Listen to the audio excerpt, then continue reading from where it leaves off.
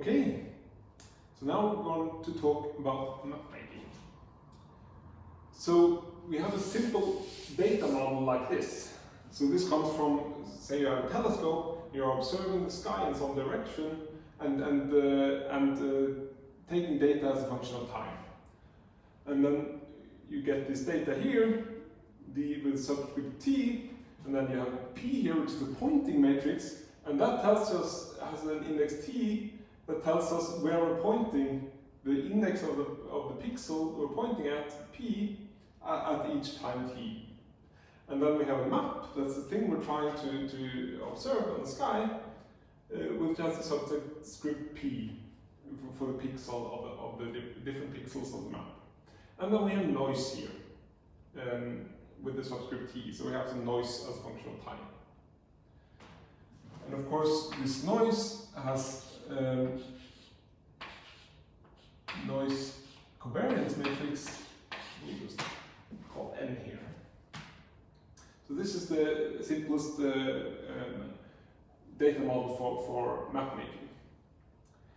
And there are different approaches to mapmaking, but we'll start with the most straightforward in some sense. We'll do maximum likelihood mapping.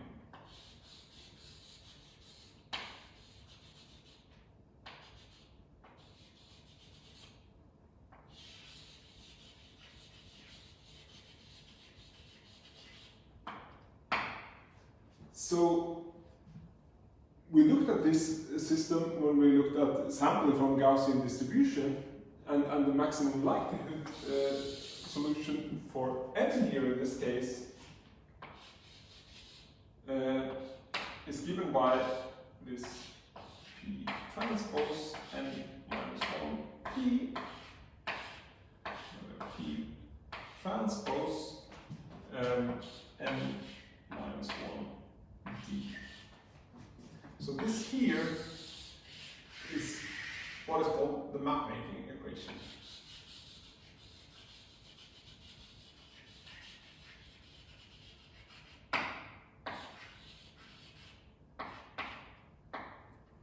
So this is the mapmaking equation. This is a very nice encapsulated thing, and we need -1 here. I forgot that. So this is the mapmaking equation, and it gives us the maximum likelihood estimate of the map given this data and the noise covariance matrix N. And here, as we have discussed, this thing that shows up here is the covariance matrix of N. So if we take N transpose and then subtract out the terms with a single n, then we get this term here.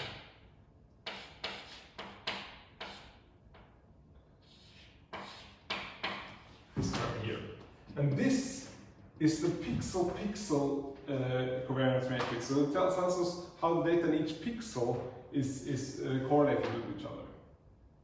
And of course, if this noise term here contains correlated noise, then this will in general be very complicated. You'd have correlations between a lot of pixels. It will be more correlated with close by pixels, but you're gonna get correlations with pixels that are far away as well, and it's complicated distribution this covariance matrix.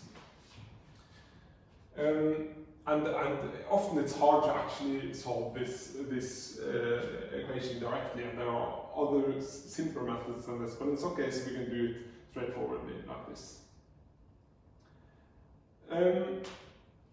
In order to get a little bit more intuition for what this says, we can study a simple case.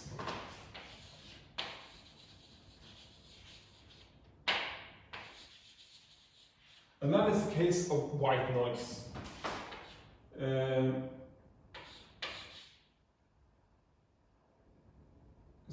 Which means N here is basically just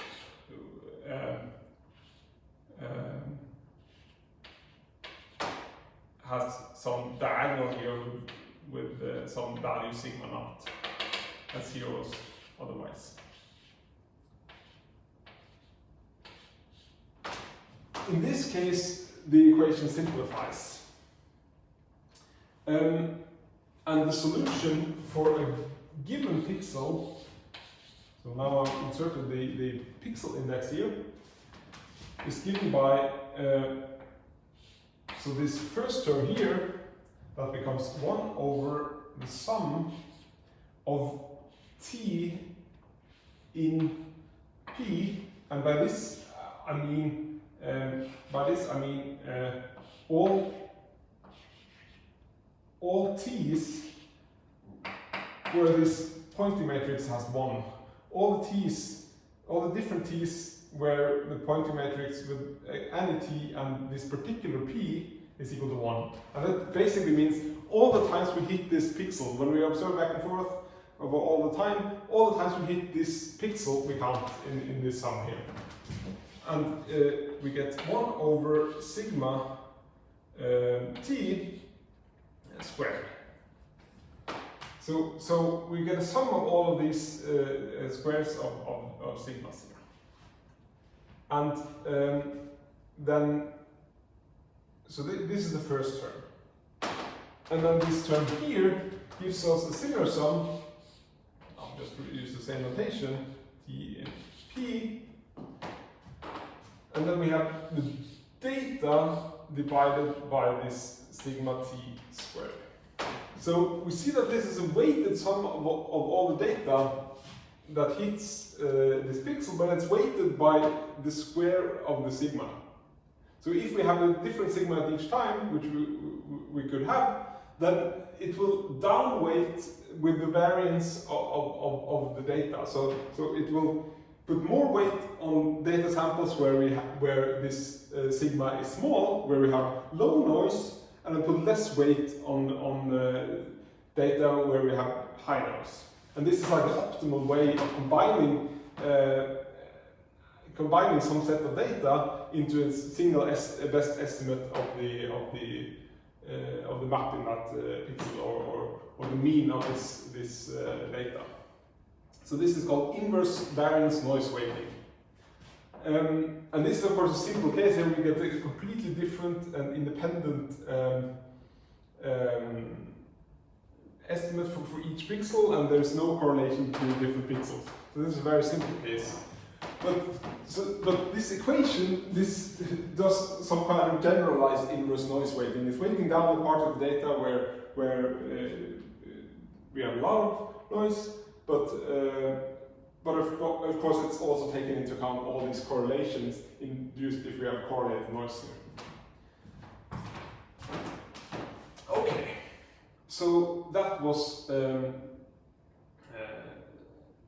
simple case to try to understand this maximum likelihood mapmaking. Next, yeah, I should mention before we go, this type of mapmaking here, where we assume this is diagonal, is often called bind mapmaking.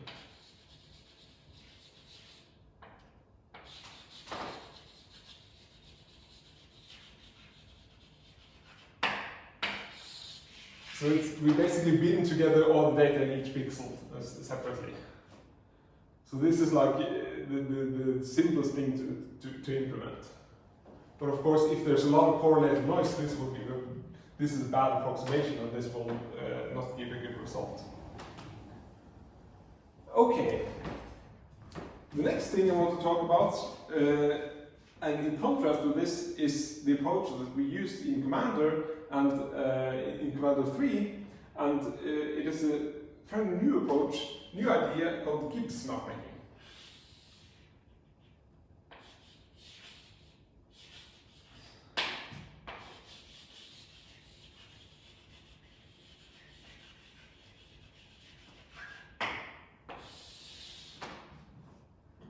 And the idea here is to use Gibbs sampling to get an estimate of the map, instead of using this maximum likelihood approach. So we have the same data model here at first glance. We have P equal to some pointing map plus some noise here. But now we assume that the noise contains some correlated term, the correlated noise, plus the white noise.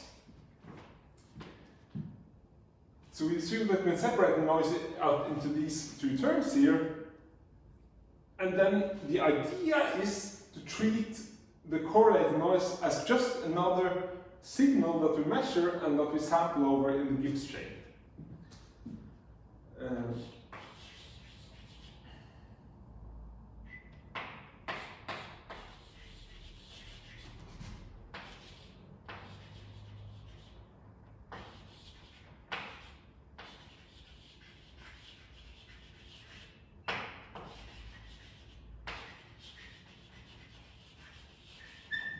And in this sense, we think of this is not really the true noise, this is just some signal, and this is the only actual thing that we treat as noise.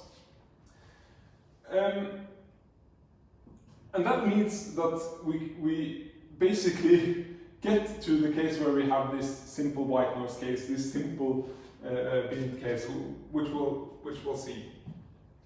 But first, we'll have to talk about, how do you actually sample this correlated noise? So we're basically looking now to sample from the distribution of the correlated noise given the map and the data. So at this point in the Gibbs chain we fix the map.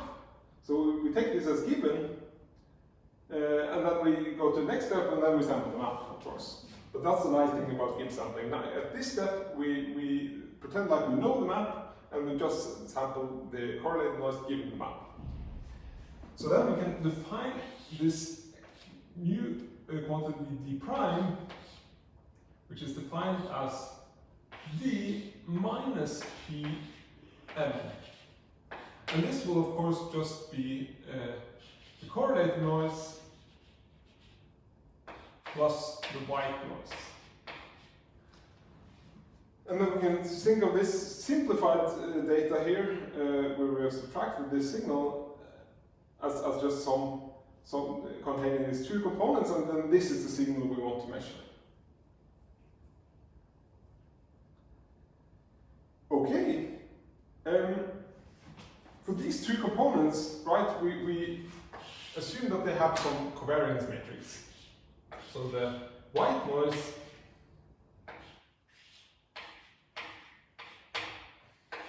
will have some diagonal covariance matrix, I'll just note that's sigma naught squared, and then the correlated noise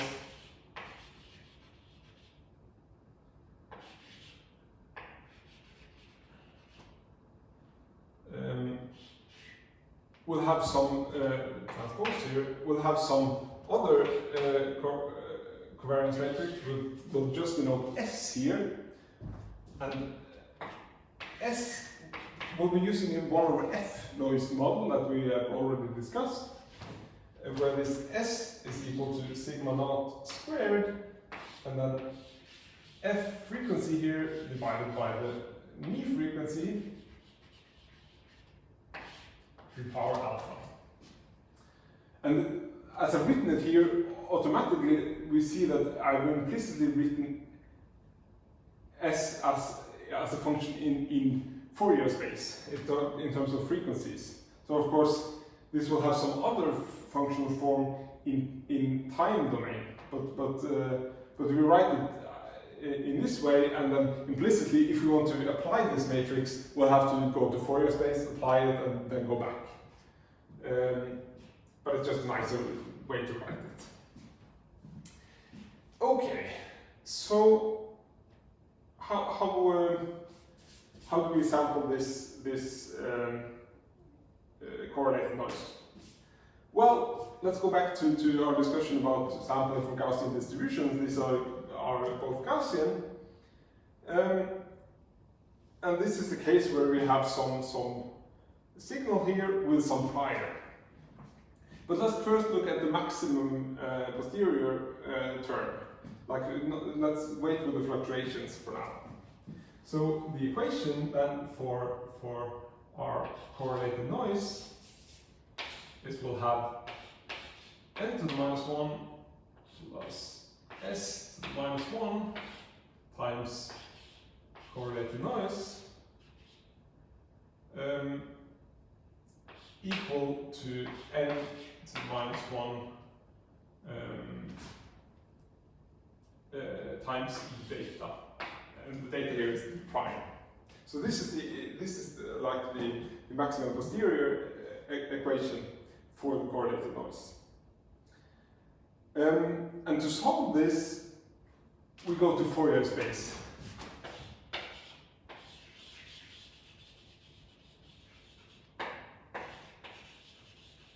So everything here is now in Fourier space. So we can get a solution for n. When we go to Fourier space, both these n and s are diagonal, so we can just write it like this. So we have an n minus 1 d prime, and both of these are now in Fourier space, all of it, and then we'll just get n to the minus 1 s minus 1. And of course we can remove one of these n's here, and we'll get d prime divided by 1 plus noise divided by sigma. And this will actually be, if we insert our model here, d prime divided by 1 plus f divided by f mi to minus alpha here. Okay, so that's what this equation gives. And in order to get a little bit more intuition for this, we can look at what this would look like. So say we have some data here. So here we have time, and here we have the d prime, and we have some correlated noise. Right, the d prime is just consists of these correlated noise here. So we have white noise fluctuations, but then we have some large-scale correlated noise that's creating some large-scale structure here. So this is d prime. And what this does is to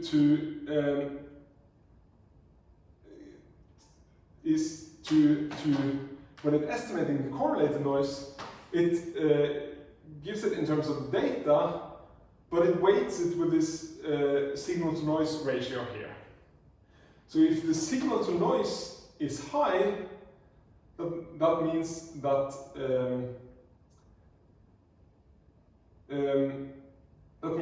this is much larger than this, and we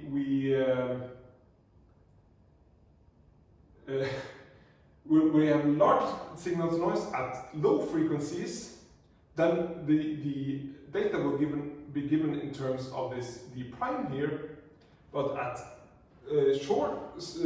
high frequencies, then this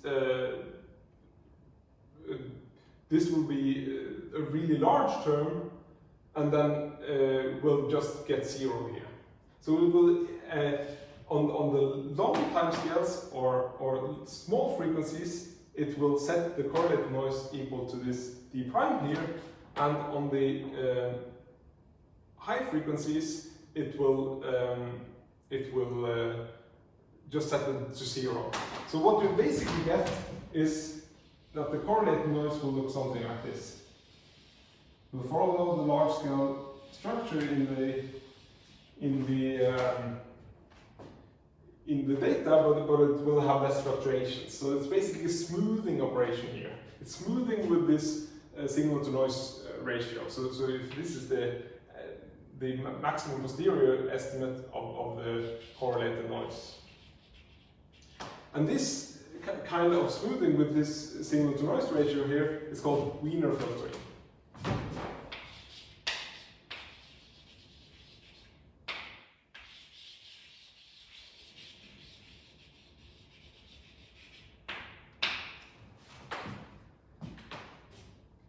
Okay, so you'll see this other places, and so this is an example in time domain. We could also see this in map domain and stuff like that. So this is general concept, but this is just a nice illustration of that. Okay, so that's how to interpret the first term here. But of course, we'll also get sampling terms here, and they will be similar to what we saw when we talked about sampling for Gaussians. There will be n to the minus 1/2 times eta 1 plus an s to the minus 1/2 times eta 2. So this is how we sample the correlated noise.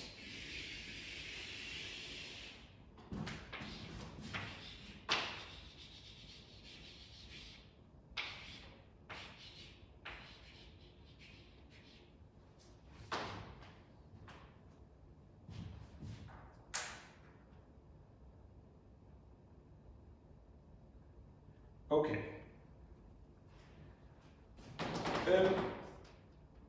Now I'll clear the blackboard. Okay, so now we're back. So we're working on Gibbs mapmaking, and we've written down the equation here for sampling the correlated noise. And this can be solved simply, as we showed, by going to Fourier space. But this is only one step of the Gibbs mapmaking. This is sampling this one. So next step is to sample the correlated noise parameters, let's call them psi, given the correlated noise, the map, and the data. Okay, so we don't actually need the map and data if we have the correlated noise. The correlated noise will tell us what these parameters should be, but let's just think this is the general thing we have now. So for and this psi n, the noise parameters, are of course the parameters of this correlated noise here and the white noise. So we have sigma naught, we have the knee frequency, and we have the slope alpha.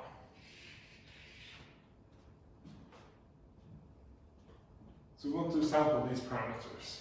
Well, we use a trick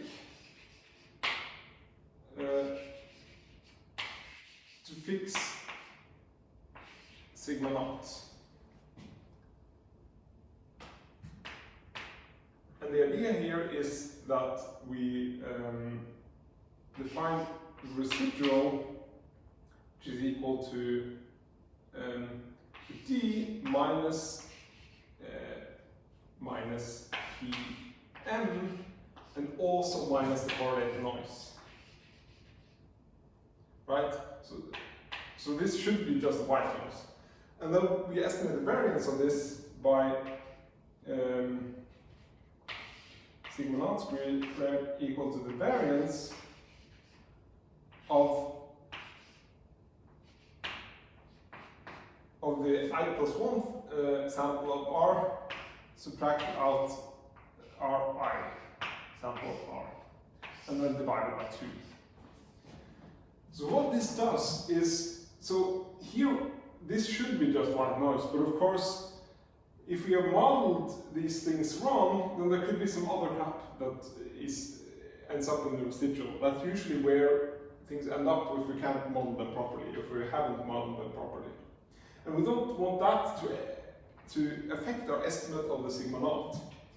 So what we basically do is to subtract the samples that are right next to each other, so that any non-time scale structure, any correlated noise left over, or any signal that's also smooth, won't go into our estimate of sigma naught. So this is basically the idea of the trick. And that means we don't really sample sigma naught, but it is fixed by this trick given all the other quantities. So that's sigma naught. As for the knee frequency and the slope, we can write the logarithm of the distribution for f knee alpha given the correlated noise. That's really all we need, equal to some constant minus, and then we have sum here from some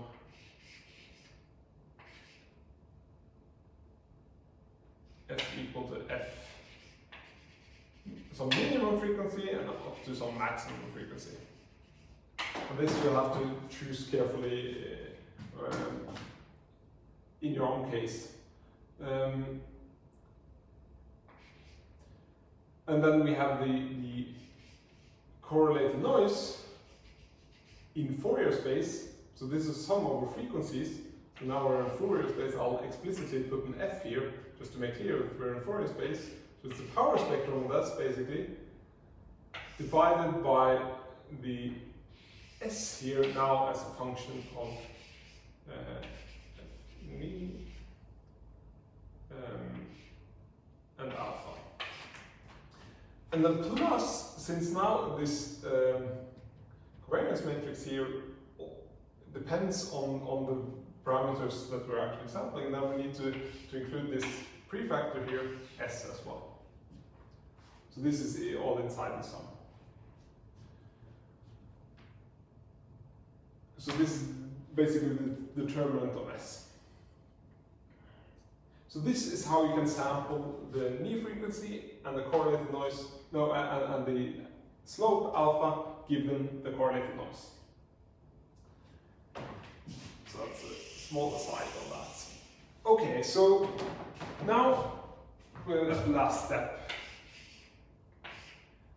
So now we want to sample the map given the correlated noise, given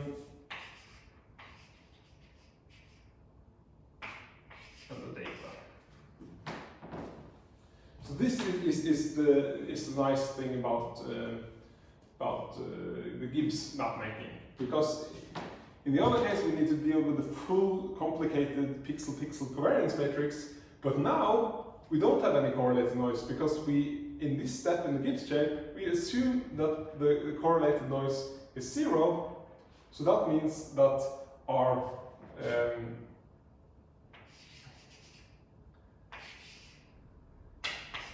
the logarithm of this will just be a constant minus, then we'll have minus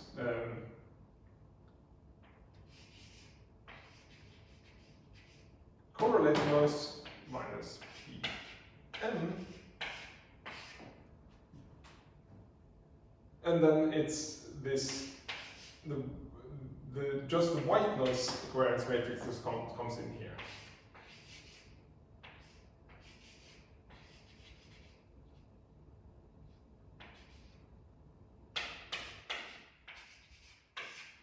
And this we can basically do with bin mapmaking. And that, as you said, that's very simple and much simpler. Of course, this is not magic. Of course, like the effect of the correlation, the noise will still be there, but it will be sampled now. So we'll get different samples of the map. And then there will be some autocorrelation and stuff like that. But all the modes will be dealt with properly. It's just another way of doing it. And this way, we'll get samples of the map, and we'll have a much easier mapmaking process.